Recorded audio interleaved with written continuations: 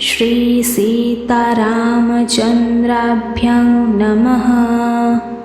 श्रीमद्वाल्मीकीय रामायण महात्म्यम् अथ प्रथमोऽध्यायः। ब्रह्म विष्णु महेशाद्या यस्यांशा लोकसाधकाः नमामि देवं चिद्रूपं विशुद्धं परमं भजे। শ্লোক ৩।